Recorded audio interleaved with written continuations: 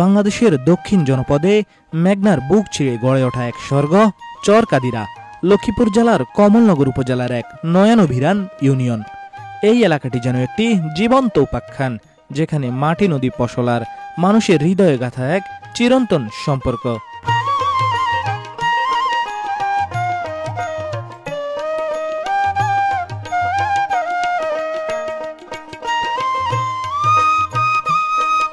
এই ইউনিয়নের সবচেয়ে মন কাড়া দৃশ্য, দুপাশে বিস্তীর্ণ সবুজে জমির মাঝে একটি পিচ ঢালাই সোজা রাস্তা।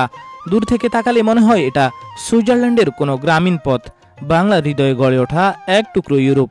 জলের আলোয় জলমল, বাতাসে দানের গন্ধ। চরকাদিরার এই রাস্তা যেন এখন একটা স্বপ্নের রেখা। সামাজিক যোগাযোগ মাধ্যমের বদৌলতে এখন এই রাস্তাটি যেন সকাল সন্ধ্যায় জেগে থাকে।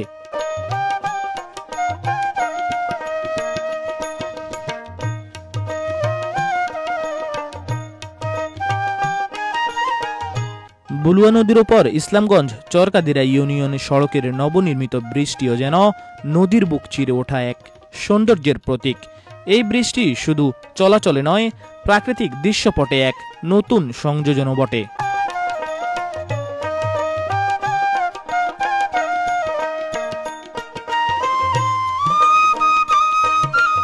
এই নয়নাভিরাম এলাকাটির আছে শত বছরের ইতিহাস।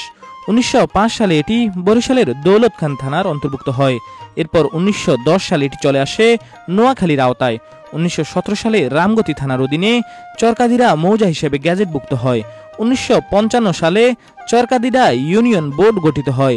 স্বাধীনতার পর 1972 সালে এটি রূপ নেয় ইউনিয়ন কাউন্সিলে এবং 1983 সালে এটি হয়ে ওঠে একটি পূর্ণাঙ্গ ইউনিয়ন পরিষদ।